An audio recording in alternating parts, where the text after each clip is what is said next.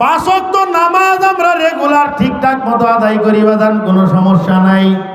আমি আপনাকে বলতেছি বাজান, এই নামাজটাই যদি ঘরে বসে একাকী আদায় করেন, সহি শুদ্ধভাবে সুন্দর মতো যদি আদায় করতে পারেন, তাহলে এই নামাজের দ্বারা 1 রাকাত নামাজেরই সওয়াব পাওয়া যাবে। এই নামাজটাই যদি মসজিদে গিয়ে, যদি পাঞ্জেগানা মসজিদে গিয়ে যদি জামাতের সঙ্গে আদায় করতে পারেন, জামাতে আদায় করবেন 27 গুণ সওয়াব বেশি পাবেন। সাথে সাথে যদি পাঞ্জেগানা মসজিদের আদায় করেন, তাহলে প্রতি রাকাত নামাজে 25 রাকাত নামাজের সওয়াব পাবেন। জোরে বলেন সুবহানাল্লাহ। এখন বলেন, বাড়ির থেকে পাঞ্জেগানা মসজিদে একটু কষ্ট করে আসলে লাভ না লস? বুঝতেছেন না মামা? এবার আসেন বাজার, এই বাজারের এই পাঞ্জেগানা মসজিদের থেকে সামান্য একটু কয়েক কদম হেঁটে যদি এই মসজিদে, অর্থাৎ জামে মসজিদে যদি 1 রাকাত নামাজ আদায় করেন, তাহলে ওই 1 রাকাতের বিনিময় আল্লাহ পাক রব্বুল আলামিন 500 রাকাতের সওয়াব আমলনামায় দান করবেন। বলেন সুবহানাল্লাহ। তাহলে এবার এই পাঞ্জেগানা মসজিদ, এই জামে মসজিদ থাকা অবস্থায় পাঞ্জেগানায় যে আপনি পড়তেছেন, আর আপনি একটু আগে বললেন যে যতই হোক না কেন বসিন্দে বাজারে মাছ বেচতে রাজি না, তাহলে বসিন্দে বাজারে মাছ বেচবেন না, নামাজ পাঞ্জেগানায় পড়বেন?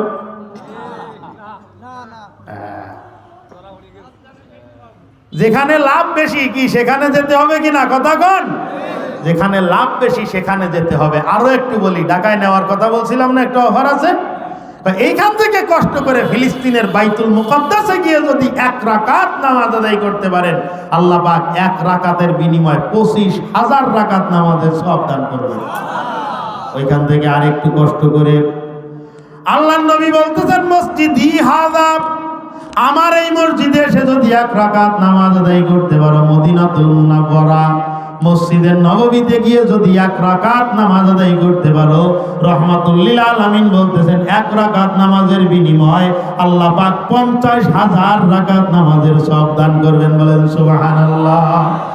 আল্লাহর নবী বলতেছেন, ও আমার উম্মতেরা, এই মসজিদে নববীতে 50,000, এইখান থেকে যদি 550 কিলোমিটার দূরে গিয়ে যদি আর একটা মসজিদ আছে, ওটাকে বলা হয় মসজিদুল হারাম, বাইতুল্লাহকে সামনে নিয়ে যদি 1 রাকাত নামাজ আদায় করতে পারো, 1 রাকাতের বিনিময়ে পূর্ণাঙ্গ 1 লক্ষ রাকাত নামাজের সওয়াব আমলনামায় পেয়ে যাবা।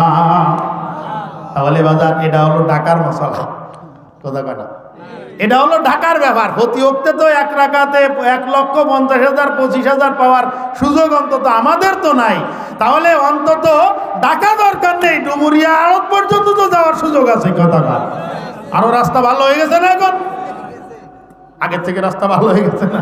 তাহলে রাস্তা আরো ভালো হয়ে গেছে, তাহলে অন্তত ডুমুরিয়া মাছের আড়তে তো যাওয়ার মতো সুযোগ আছে, কথা বলেন ঠিক না? এই পর্যন্ত যাবো তো ইনশাআল্লাহ। আশ্চর্য লাগে এই জিনিসটা। অনেকে আবার মনে মনে ফাঁসফুস করতেছে বলার জন্য যে আপনারাও দেখেছি আমি এই পাঞ্জেগানা মসজিদে 3-4 দিন ইমামতি করতে। হ্যাঁ, অরিজিনালি। হ্যাঁ, এই যে আগের সপ্তাহে দেখেছে আমার ওখানে নামাজ পড়াতে, এটা কথা ঠিক আছে, অবশ্যই আমিও গেছি ওখানে, প্রয়োজন বা জরুরত অনেক দূর এখানে আসা এই পর্যন্ত। এই যে লাভ, যে সুযোগটা আছে, এই সুযোগটা যদি হাতে কাজে লাগানোর সময় থাকে, সুযোগ থাকে, তাহলে এই লসটুকু আমরা করব না। বাদান, এখানে সহজ একটা কথা বলি বাইরে, আমি সূরা কেরাত ঠিক মতো জানি না, নামাজের মাসলা মাসাইলও ঠিক মতো জানি না, কিভাবে মাথা মাসে করতে হয় এটুকু আমি ঠিক মতো জানি না। অন্তত পক্ষে এইরকম মানে বালে বলে অফারে বিভিন্ন সিস্টেমে এইরকমভাবে যদি কেটে কেটে উঠে যেতে পারি, এইটার মধ্যে ফায়দা না, কথা কন? আমি যদি একাকি বাড়ি বসে নামাজ আদায় করি, তো এই নামাজের মধ্যে আমি যা পড়বানে, কেরাত যা পড়বো, আমি জিবরাইল আলাইহিস সালাম যদি শোনে রাস্তা দিয়ে যাওয়ার সময় যে আমি ওই পড়তেছি, গলার টুটি টিপে ধরবে যে এ তো আমি নাজেল করি নাই, এ তো আমি নিয়ে আসি নাই, এ তুই ভাইলি কোন জায়গায়, এটা বলবে না? আমার পড়া তো এরকমের, কিন্তু ওই পড়াটা যদি আমি ইমামের পিছনে দাঁড়ায় যদি শুনি, আমার তো পড়া লাগবে না। আলহামদুলিল্লাহ, আমাদের ইমামদের তো কেরাত সহি আছে, তাহলে অন্তত এই মুসিবত থেকে তো আমি বেঁচে যাবো, কথা বলে। আজকে থেকে নিয়াত করি ইনশাআল্লাহ 5 ওয়াক্ত নামাজ জামাতের সঙ্গে আদায় করব। রাজি আছি তো ইনশাআল্লাহ?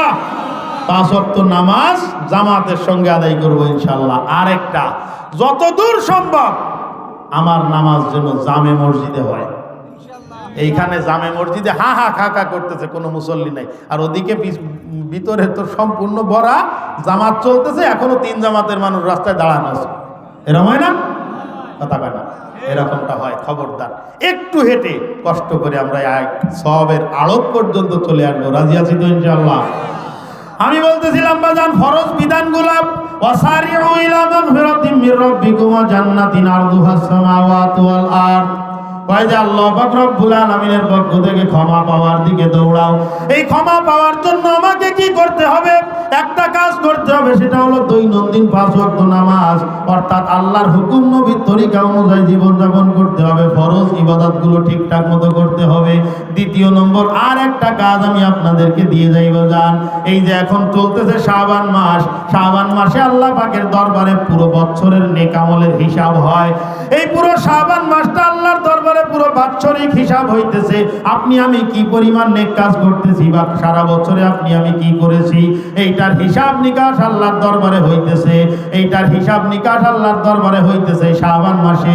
এই জন্য বেশি বেশি এই মাসে আমরা ইস্তেগফার করব। আস্তাগফিরুল্লাহ, আস্তাগফিরুল্লাহ, আস্তাগফিরুল্লাহ চলতে ফিরতে সব সময় পারা যাবে তো ইনশাআল্লাহ? ও আমার মা বোনেরা, তোমাদের জন্য একটা বিধান আছে মা, খুব ভালো করে লক্ষ্য করেন। আল্লাহর নবী বলতেছেন মহিলাদেরকে 4টা কাজ করতে হবে। জোরে বলেন, কয়টা কাজ? এইবার মনে হয় জিমেই গেছেন না? ওনার সাথে কথা হয়েছে তোমার? 4টা কাজ করতে হবে। আলমার আতু ইযা সাল্লাত খামসাহা, যেই সমস্ত মা বোনেরা 5 ওয়াক্ত নামাজ সময় মতো দায়িত্ব নিয়ে সময় মতো আদায় করবে, মা বোনদের জন্য 4টা কাজ। ও মা, ভালো করে লক্ষ্য করো। এখন অন্তত পক্ষে মোবাইলটা ব্যাগের মধ্যে রেখে একটু ঠান্ডা মাথায় কথাগুলো শোনো। তোমাকে জান্নাতে দেওয়ার জন্য আমি ওয়াদা করেছিলাম বাজান, জান্নাতে নিয়ে যাব, বলছিলাম না? একটা কথা বলবো, রাগ করবেন না তো কেউ? সেদিন এক জায়গায় দেখতেছি কি একজন বলতেছে যে বিড়িতে সুখ টান দিবা, সুখ টান দিয়ে আমার পিছনে পিছনে দৌড় দিবা, তবুও জান্নাত হয়ে যাবে।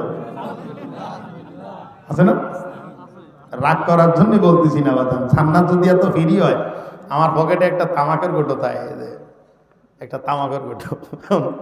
এই যে হুসাইন আমাদের মাদ্রাসার শিক্ষক, আবার আমার ছাত্র, এখন শিক্ষক হয়েছে, ও আমার সঙ্গে সবসময় তাই ফান মুখে দিয়ে কোটোটা বলার সাথে আমি বাম হাত দিয়ে তুলে ওরা কোটোটা দিয়ে দিই। এই কোটো যেরম দেই, জান্নাত যদি এরম দেওয়ার মতো জিনিস হয়, এত সহজ? রাগ করতেছেন আপনারা? জান্নাত এত সহজ না। এই জান্নাতের এই যে ক্ষেত্র বলতেছি, এইটা হলো জান্নাতে যাওয়ার পথ। আল্লাহর হুকুম নবীর তরিকা অনুযায়ী জীবনযাপন করবা, এইটা হলো জান্নাত। কথা বলেন ঠিক ঠিক? এটা হলো জান্নাতের পথ। বিড়ি খাইয়ে, উক্কা খাইয়ে আর গাঁজা খাইয়ে জান্নাতে যাবা তুমি? এত সোজা? অসন্তুষ্ট হয়েছেন খুব? খবরদার, খবরদার, খেয়াল করেন। শোনার ক্ষেত্রেও কথা হিসাব করে শোনা দরকার, বলার ক্ষেত্রেও কথা হিসাব করে বলা দরকার। কথা বলেন। আমি বলতেছিলাম বাজান, ওয়াসারিউ ইলা মাগফিরাতিম মির রাব্বিকুম, মা বোনদের জন্য বলতেছি, মাগফিরাত পাওয়া, ক্ষমা পাওয়া, জান্নাতে যাওয়ার জন্য তোমাদেরকে 4টা কাজ করতে হবে। ভালো করে লক্ষ্য করো বাজান, জান্নাতের টিকিট তুমি এটাকে মনে করে নিতে পারো। 4টা কাজ তোমাকে করতে হবে। 1 নম্বর কাজ হলো আলমার আতু ইযা সাল্লাত খামসাহা, ও মা, দৈনন্দিন 5 ওয়াক্ত নামাজ গুরুত্ব সহকারে আদায় করতে হবে। ওয়াসামাত শাহরাহা, এই মাসের পরে আরেকটা মাস সামনে আসতেছে, পবিত্র রমজানুল মুবারক। তাই বছরে একটা মাস তোমাকে রোজা রাখতে হবে। 1 নম্বর হলো দৈনন্দিন 5 ওয়াক্ত নামাজ। আপনিও শুনেন ভালো করে। 1 নম্বর হলো দৈনন্দিন 5 ওয়াক্ত নামাজ। 2 নম্বর হলো রমজানের 1 মাস রোজা। তৃতীয় নম্বর ওয়াসামাত শাহরাহা। তৃতীয় নম্বর হলো ওয়াতাআত বালাহা, স্বামীর আনুগত্য করতে হবে, স্বামীর মানসা অনুযায়ী চলতে হবে। আমার মা বোনদের করতে হবে কয়টা কাজ? সবাই বলেন না, পিছনের লোকে বলেন কয়টা কাজ? 4টা কাজ করতে হবে। ভালো করে লক্ষ্য করেন। 1 নম্বর দৈনন্দিন 5 ওয়াক্ত নামাজ। 2 নম্বর রমজানে 1 মাস রোজা। 3 নম্বর ওয়াতাআত বালাহা, স্বামীর আনুগত্য করতে হবে। সবথেকে বড় মজার জিনিস এবং সবথেকে বড় দুর্ভাগ্যের জিনিস, আমার মায়েরা স্বামীদেরকে কদর করতে পারে না, স্বামীদের মর্যাদা ভালো করে বুঝতে পারে না। স্বামীদের মর্যাদা যদি একবার বুঝতে পারতো, তাহলে জীবন চলে গেলেও কখনো কোনোদিন কোনো অবস্থায় স্বামীর কথার অবাধ্য হইতে পারতো না। কথা বলেন ঠিক কি ঠিক না? ও মা, রহমাতুল লিল আলামিন সাল্লাল্লাহু আলাইহি ওয়াসাল্লাম পবিত্র জবানে ঘোষণা করতেছেন, আমার উম্মতেরা, লাউ কুনতু আমুরু আইয়াসজুদা আহাদুন লি আহাদিন লা আমারতুন নিসা আইয়াসজুদনা লিবুউলাতিহিন্না আও কামা ক্বালা আলাইহি সালাতু ওয়াস সালাম। আল্লাহর নবী বলতেছেন, যদি মানুষ হয়ে মানুষকে সেজদা করার হুকুম হতো, যদি মানুষ হয়ে মানুষকে সেজদা করা জায়েজ থাকতো, তাহলে আমি প্রত্যেকটা মহিলাদেরকে বলে দিতাম, আমি প্রত্যেকটা মহিলাদেরকে বলে দিতাম তারা যেন তাদের স্বামীদেরকে সেজদা করে। ধরে বলেন সুবহান। যদি মানুষকে সেজদা করা যেত, তাহলে প্রত্যেকটা রমণীকে বলতাম তারা যেন তাদের স্বামীদেরকে সেজদা করে। স্বামীর মর্যাদাটাকে তুমি কি মনে করো মা? অনেক কঠিন ব্যাপার। স্বামী যদি অসন্তুষ্ট থাকে, তাহলে রাবেয়া বসরির মতো পাহাড় পরিমাণ নেকি করবা, আমল করবা, তারপরেও আল্লাহর দরবারে তোমার এই নেক আমলের কোনো দাম হবে না। এক সাহাবী, রাসূল আকরাম সাল্লাল্লাহু আলাইহি সাল্লামের এক সাহাবী ব্যবসায়িক সফরে বা কোনো এক সফরে যাচ্ছেন। ভালো করে লক্ষ্য করেন, আমি প্রায় বলে থাকি এটা। সফরে যাওয়ার সময় দোতলায় থাকে স্বামী আর স্ত্রী, নিচের তলায় থাকে স্বামী স্ত্রীর আব্বা মা, মানে এই পুরুষের শ্বশুর এবং শাশুড়ি। কথাটা কি বুঝেছেন?